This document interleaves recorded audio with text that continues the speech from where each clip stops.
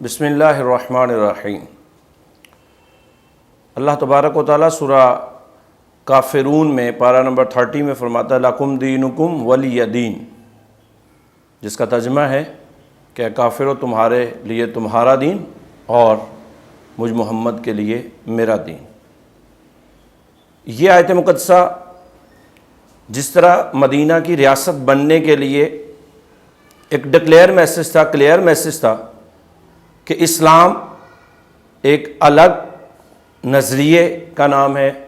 اور کفر ایک الگ نظریے کا نام ہے۔ علماء کی قیادت نے ایک پراپر نظریہ پیش کیا، اور سب سے پہلے حضور مجدد الفسانی شیخ احمد سرہندی نے، اور پھر اس کے بعد علامہ فضل حق خیر آبادی نے، اور یہی وہ تھاٹ تھا، سوچ تھی جو آگے جا کے دو قومی نظریہ کی بیس بنا، جس کے نتیجے میں ایک پوری ہندوستان کے اندر تحریک چلی، اور 1857 کی تحریک آزادی کے جو ہیرو تھے وہ ہمارے مشائخ علامہ فضل حق خیر آبادی، مفتی کفایت علی کافی، مولانا امام بخش صحبائی، مفتی عنایت احمد کاکوروی، مولانا فضل احمد بدایونی، مولانا احمد اللہ شاہ مدراسی، سید وحاج الدین مراد آبادی، مولانا شاہ رضا علی بریلوی، اور پھر اس کو پروان آگے چڑھاتے ہیں امام اہل سنت الشاہ امام احمد رضا خان فاضل بریلوی۔ یہ نام لینا اور ان کا تذکرہ کرنا 14 اگست کے انڈیپینڈنس ڈے پہ ان کو خراج تحسین پیش کرنا ہے۔ مجاہد ملت مولانا علامہ محمد عبدالستار خان نیازی کا تحریک پاکستان میں کردار ایک نمایاں مثال ہے اس بات کی کہ علماء کرام نے تحریک پاکستان میں مجاہدانہ کردار ادا کیا ہے۔ مولانا محمد عبدالستار خان نیازی کی جد و جہد کو اگر ہم دیکھیں تو وہ مسلم اسٹوڈنٹس فیڈریشن پنجاب کے صدر کی حیثیت سے ایک نمایاں مقام کی حامل نظر آتی ہے، اور قائد اعظم محمد علی جناح رحمۃ اللہ علیہ انہوں نے بھی ان کے اس مجاہدانہ کردار کو اپریشیٹ کیا اور خراج تحسین یہ کہتے ہوئے پیش کیا کہ اگر نیازی جیسے نوجوان ہوں ہمت والے اور عزم والے تو اس قوم کو پاکستان لینے سے کوئی بھی روک نہیں سکتا۔ علامہ عبدالستار خان نیازی پاکستان بننے کے بعد بھی اس میں نظام مصطفیٰ کے نفاذ کے لیے متحرک رہے، تحریک ختم نبوت میں، تحریک نظام مصطفیٰ میں، اور اس کے بعد پاکستان میں 2 مرتبہ وفاقی وزیر مذہبی امور بھی رہے، اور بہت سا کام آپ نے اس لحاظ سے انجام دیا۔ تو انہی جیسے لوگوں کے لیے کہا گیا ہے نگاہ بلند سخن دل نواز جاں پرسوز، یہی ہے رخت سفر میر کارواں کے لیے۔ علامہ عبدالستار خان نیازی رحمۃ اللہ تعالی علیہ آپ کا جو کردار ہے ضرورت اس امر کی ہے کہ اس کو پرائمری، میٹرک، انٹر اور بی اے کے لیول میں، اور پھر جو مطالعہ پاکستان میں ماسٹر کیا جاتا ہے اس میں ایک اسپیشل جو ہے وہ ان کا جو ہے پورشن بنایا جائے، اور اس میں اسٹڈی کیا جائے کہ کیسا مجاہدانہ کردار علامہ عبدالستار خان نیازی نے تحریک پاکستان کے دوران ادا کیا۔ انہی شخصیات میں سے ایک شخصیت جن کو ہم مولانا حسرت موہانی رحمۃ اللہ علیہ کے نام سے یاد کرتے ہیں، جب تحریک پاکستان کا دور شروع ہوا، عام لوگوں تک اس کا پیغام پہنچا، تو آپ اپنی مصروفیات کے باوجود عملی طور پر سیاست میں داخل ہوئے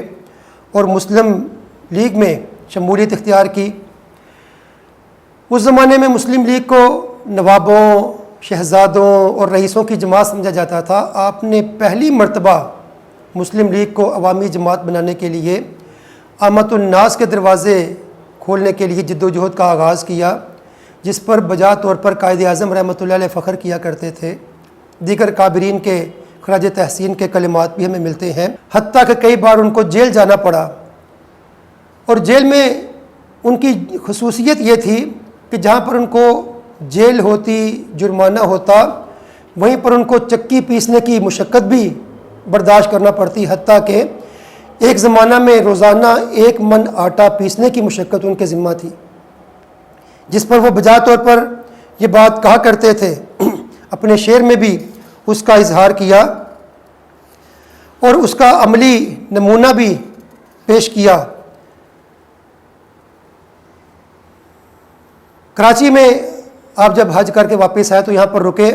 تو لوگوں نے پوچھا کہ حضرت آپ نے اپنی شاعری میں محنت و مشقت کا ذکر کیا ہے، چکی کا ذکر کیا ہے، وہ کیا چیز ہے؟ آپ نے بجائے جواب دینے کے اپنی پشت سے قمیض اٹھائی تو وہاں پر زخموں کے نشانات تھے۔ کہا کہ یہ وہ زخموں کے نشانات ہیں جو قید کے دوران مجھے برداشت کرنا پڑے۔ ایسے ہی جب نماز کا وقت ہوا، آپ نے جماعت کروائی، امامت کروائی، تو جو آپ کے پیچھے لوگ تھے انہوں نے دیکھا کہ آپ کے پاؤں بالکل سیاہ رنگ کے ہیں۔ کسی نے ذرائع تجسس عرض کیا کہ حضرت ذرا تھوڑا سا اوپر کر کے پنڈلی کا کپڑا اٹھائیے۔ آپ نے کپڑا اٹھایا تو وہ بھی سیاہ رنگ کی۔ کہا کہ حضرت یہ کیا چیز ہے؟ کہا کہ تحریک آزادی کے دوران حق گوئی کا فریضہ سر انجام دیتے ہوئے،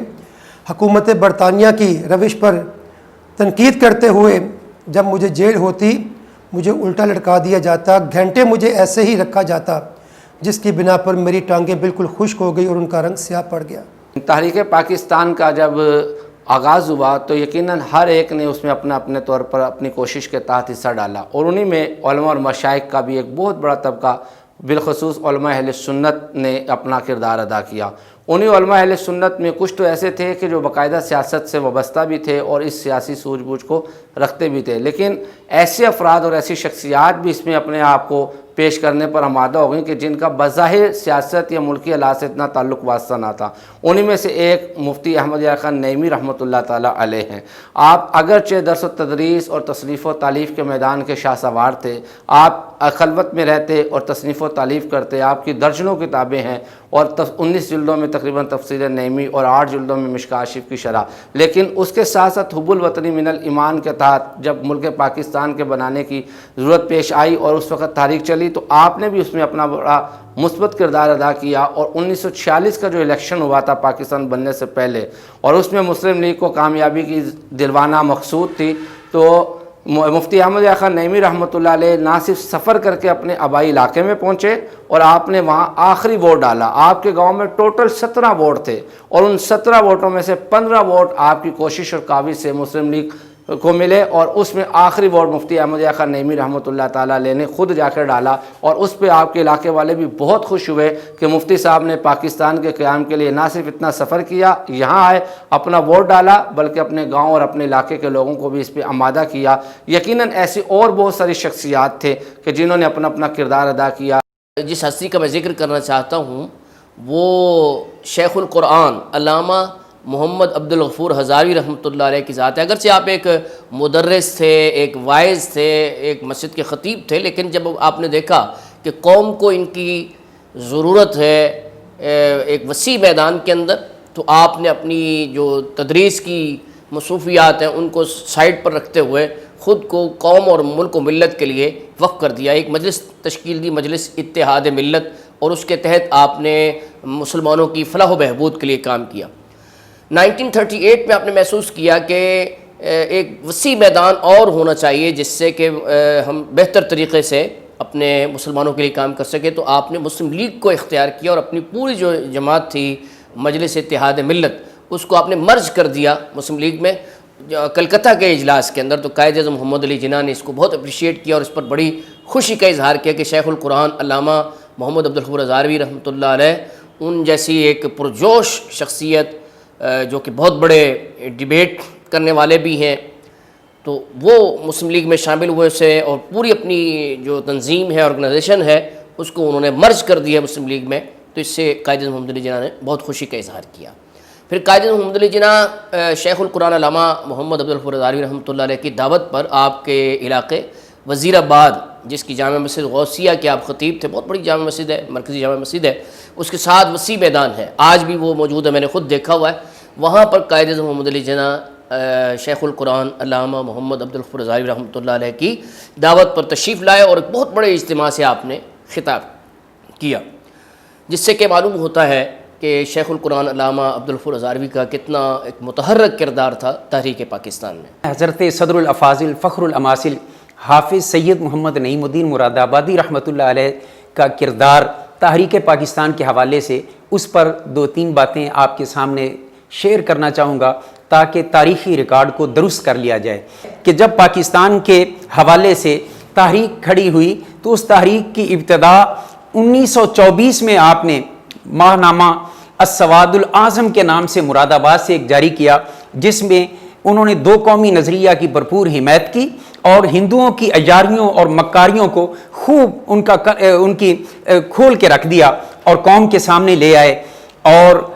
18 ستمبر 1928 کو آل انڈیا سنی کانفرنس کے اجلاس میں پاس ہونے والی قرارداد کا ذکر کرنا ضروری سمجھ رہا ہوں، جس میں یہ کہا گیا ہے کہ یہ جلسہ نہرو کمیٹی رپورٹ کو مسلمانوں کے حق میں نہایت مضر خیال کرتی ہے اور سمجھ کر اس سے ناراضگی کا اظہار کرتی ہے۔ یاد رہے کہ اس کانفرنس کی صدارت بھی محدث علی پوری رحمۃ اللہ تعالی علیہ نے فرمائی تھی اور آپ کا خطبہ صدارت ایک تاریخی شاہکار ہے۔ ایک موقع یہ آیا کہ آپ نے اپنے شاگرد حضرت علامہ ابو الحسنات قادری رحمۃ اللہ تعالی علیہ کے نام ایک خط تحریر کیا، جس میں پتہ چلتا ہے کہ آپ کو تحریک پاکستان سے عشق کی حد تک لگاؤ تھا۔ آپ نے فرمایا اس خط کے اندر پاکستان کی تجویز سے آل انڈیا سنی کانفرنس کو کسی طرح دستبردار ہونا منظور نہیں ہے، خود جناح اس کے حامی رہیں یا نہ رہیں۔ اس قدر کمٹمنٹ تھی تحریک پاکستان کے لیے، انہوں نے اپنے شاگردوں کو موبلائز کیا۔ انہی میں سے ایک محدث اعظم پاکستان مولانا محمد سردار احمد قادری چشتی رحمۃ اللہ علیہ کی ذات اقدس بھی ہے۔ اگرچہ جو تحریک پاکستان کے موضوع پر لکھی گئی کتب ہیں ان میں ان کا نام شامل ہے، تو ہونا چاہیے۔ یہ بہت ہی متحرک اور بنیادی کردار ان کا تحریک پاکستان میں ہے۔ بیسیکلی بنیادی طور پر جیسا کہ آپ کو علم ہے کہ وہ مدرس تھے، شیخ الحدیث تھے، حدیث شریف پڑھاتے تھے، لیکن جب انہوں نے دیکھا کہ قوم کو، ملک و ملت کو ان کے متحرک کردار کی ضرورت ہے، تو وقتی طور پر آپ تدریس کو ایک طرف رکھتے ہوئے میدان عمل میں آئے اور آپ نے تحریک پاکستان میں ایک بنیادی کردار ادا کیا۔ روزنامہ سعادت کے مدیر تھے ناسخ سیفی، انہوں نے کہا کہ محدث اعظم پاکستان مولانا محمد سردار احمد رحمۃ اللہ علیہ کا تحریک پاکستان کے ہراول دستے میں شمار ہوتا ہے۔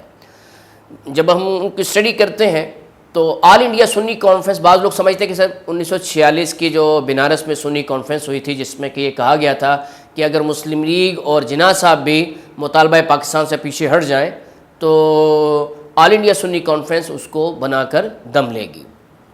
تو اس کانفرنس لوگ سمجھتے ہیں کہ شاید ایک کانفرنس کا نام ہے، لیکن یہ ایک تنظیم کا آرگنائزیشن کا نام ہے۔ تو اس کے جتنے متعدد اجلاس ہوئے پورے بر صغیر میں، سب کانٹیننٹ میں، تو محدث اعظم پاکستان مولانا محمد سردار احمد ان اجلاسوں میں تشریف لے جاتے رہے۔ ایسے لمحات میں قوم کو ایک صحیح سمت میں نظریہ پاکستان سے روشناس کرانے کے لیے کنز الایمان بیکن سکول کے زیر اہتمام جو یہ کاوش شروع ہوئی ہے، حضرت علامہ مولانا مفتی شاہد محمود مدنی صاحب دامت برکاتہم العالیہ آپ کے ذریعے سے، کہ آپ نے لوگوں تک یہ پیغام پہنچانے کی کوشش کی ہے کہ یہ پیغام سب تک جائے، جوانوں تک، بزرگوں تک، بچوں تک، ہمارے جتنے اداروں میں پڑھنے والے، چاہے دینی یا عصری اداروں میں پڑھنے والے بچے ہیں، ان تک یہ پاکستان ہمیں ایسے نہیں ملا۔ اور یہ صرف ایسا نہیں ہے کہ 14 اگست 1947 کو ایک اعلان ہوا اور اس اعلان کے ساتھ ہی ملک آزاد ہو گیا۔ اس کے پیچھے لاکھوں مسلمانوں کا خون ہے، اس کے پیچھے ہزاروں علماء کی شہادتیں ہیں، اور جس کی تفصیلات تو بہت زیادہ ہیں، اس کے لیے ایک طویل وقت چاہیے۔ میں مختصراً بس اس شخصیت کی بات کروں گا جن کو دنیا سید کفایت علی کافی رحمۃ اللہ تعالی علیہ کے نام سے جانتی ہے۔ مفتی شاہ عنایت کاکوروی رحمۃ اللہ تعالی علیہ ان کے یہ دست راست تھے، اور جنرل بخت خان روہیلا ان کے ساتھ مل کر انگریز کے خلاف انہوں نے اپنی جد و جہد کی اور فتوی جہاد بھی جاری کیا، حتیٰ کہ مراد آباد سے آپ نے فوج کو نکال باہر بھی کیا اور کافی سارے علاقے واگزار بھی کروائے۔ دین کلال ایک منافق شخص کی مخبری پہ آپ گرفتار ہوئے اور انگریز نے آپ پہ بہت زیادہ ظلم کیے، گرم استریاں آپ پہ لگائیں، حتیٰ کہ گرم استریوں سے جب بدن آپ کا جل گیا تو اس کے بعد انہوں نے نمک اور مرچیں بھی ڈالیں، یہی کہتے رہے دین چھوڑ دو، مذہب چھوڑ دو، اسلام چھوڑ دو، یا پھر ان ساتھیوں کی مخبری کر دو جو ہمارے خلاف لڑ رہے ہیں۔ تو انہوں نے تاریخی جملہ کہا کہ میں نبی علیہ السلام کا نوکر ہوں، ہم جان تو دے سکتے ہیں لیکن کبھی اپنے ایمان کا سودا نہیں کر سکتے۔ تو 4 مئی 1858 کو آپ کا مقدمہ شروع ہوتا ہے اور 6 مئی صرف 2 دنوں کے اندر اس مقدمے کا فیصلہ سنایا جاتا ہے اور 6 مئی کو آپ کو تخت دار کی طرف لے جایا جاتا ہے۔ پروردگار عالم، تیری بارگاہ میں التجا ہے کہ ہمارے وطن عزیز کو تا دم قیامت دنیا کے نقشے پہ سلامت رکھنا۔ یا اللہ، اس کی بے رونقیوں کو رونقوں میں بدل دے، اس کی خزاؤں کو بہاروں میں بدل دے۔ یا اللہ، ہمارے وطن عزیز کو اسلام کا قلعہ بنا دے۔ اللہ، کنز الایمان بیکن سکول جو کہ مسلمانوں کو اپنا کھویا ہوا وقار واپس دلانے کے لیے کوشاں ہے، اللہ پاک ان کی کوششوں کو کامیابیوں سے نواز دے۔ اے اللہ پاک، اس ادارے کے چلانے والے